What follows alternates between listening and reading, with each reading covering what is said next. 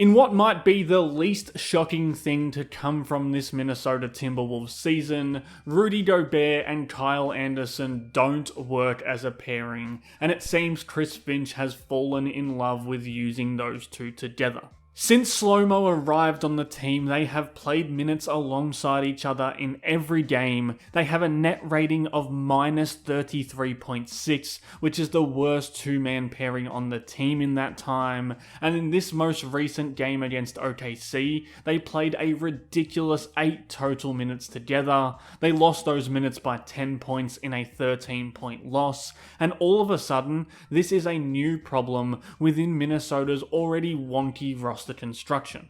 And it's no surprises where this is an untenable on-court relationship. These two can't survive together offensively. Minnesota had a 62.5 offensive rating in crucial minutes with these two together against OKC, which drops them down to 85.5 points scored per 100 possessions as a team when these two share the floor in their 6 games together so far. And as much as these possessions where Gobert is incapable of catching a pass, finishing through contact, or making any sort of play with the ball in his hands are a problem, they're still not as much of an issue as what these two do to the team's spacing. Like say they want to run a Naz Reid post-up. Now he's got Anderson's man just hanging out 10 feet away from Slow-Mo, with the license to just completely sell out on him to double Reid. When the ball does get to Slow-Mo in the corner, he won't shoot. The rim is now covered by Gobert's man, and that goes from what could have been a Naz Reid post-up on a mismatch to transition points on the other end of the floor. And these possessions marred this whole night for Minnesota.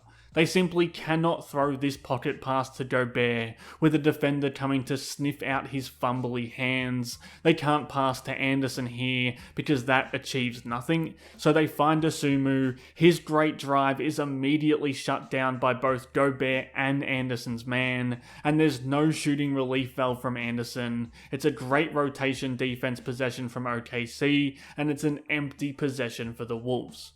So when they're out there, Minnesota is just stuck in this constant offensive cycle where there's Gobert in a place where they don't want to throw him the ball, Anderson's in a place where he can't score from, and their defenders are just hanging out in help positions, which makes it really easy for an elite defense to force tough shots and shut off easy avenues for the offense. Now this only really matters because it doesn't seem like this is an issue for the coaching staff. 4 minutes left in the third, a lead against the champs, and they go back to it. They're running pick and roll actions to get the ball in Anderson's hands, but that's such an easy way for a great defense to snuff out an offense. But they are trying to avoid having these two kill their spacing, so they just keep hammering these kind of possessions, and it's just not working. Again, they don't want Anderson as a spacer, so the ball's in his hands. They're running pin down actions off ball to try and shift the defense, but this defense wants Gobert in the middle of the floor, and it's easy for them to allow that. Now to me, the answer to this conundrum being let's continue to use Anderson as the point guard and not just nixing this lineup completely is a real concern. But again, he's waving off Edwards, setting up Reid in the post, but it's the same thing. Slow-Mo's man drops into help. They simply don't care what Anderson does off ball. They're going to double off him and trust that if it gets to Gobert, he's going to forget his lines at the rim. So eventually they are going to have to just go back to Anthony Edwards, but when he wants to snake off a pick downhill, here's Anderson's man again just sitting in the gap that Ant wants to be in. We talk about maximizing your star player, well these lineups are a master class on how to minimize your star.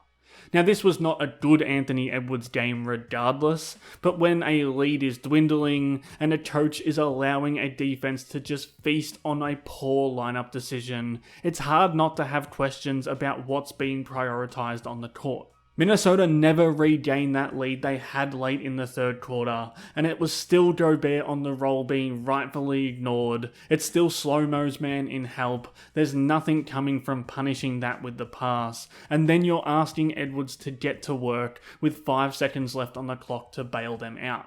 Now for some reason this was the night where Finch really decided to die on this hill, but this has been a staple of Minnesota's rotation since Anderson arrived a few weeks ago, and it's been a constant stream of the same things that torpedoed that Thunder game.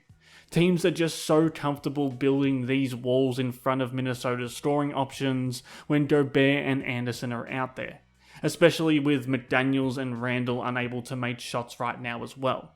And that just leads to these possessions where no matter which one of Minnesota's scoring outlets have the ball, there's always a packed paint, there's always two less options on the floor to pivot to, and that means the offense is always going to devolve into the worst versions of itself. The Wolves have a true shooting percentage of 50.8% in these Gobert-Anderson minutes and a 36.4% field goal percentage.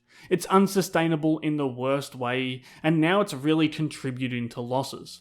And again, instead of just killing these minutes, the coaching staff tries to cheat them by putting the ball in Anderson's hands and trying to run some more intricate actions, but you can't cheat non-shooters in the modern NBA.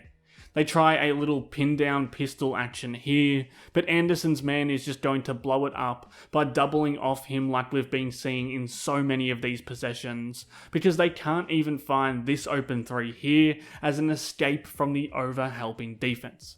So they can try and circumvent these issues with play calling, but it won't work. They get into a horns action here, but eventually it leads back to the same place with multiple defenders feeling free to come off their non-shooters and hunt the ball.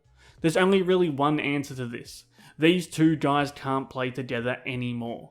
We know that Gobert brings his value on the defensive end, and this team still really needs that. And I think that Anderson can be somewhat weaponized in certain ways away from the Gobert minutes, but what we're seeing right now won't work. Now we know that coaches are going to experiment with different lineups and try and tinker with rotations, especially when a new player comes into this different version of this Minnesota team, and especially for a team that's in turmoil like they are right now. But it is kind of insane that they ever thought playing two non-shooters would ever work in the modern NBA, especially when Anthony Edwards is your best player, and guys like Naz Reid and Jaden McDaniels and even Bones Highland and Ayo Dosunmu need that space to operate. And it's even more insane that most Minnesota fans know this is not the last time we're going to see this rotation. If you want more breakdowns like this one, maybe a bit more cheery than this one, subscribe to the channel or drop a like or a comment below to help Howls and Growls grow. Thanks again for watching.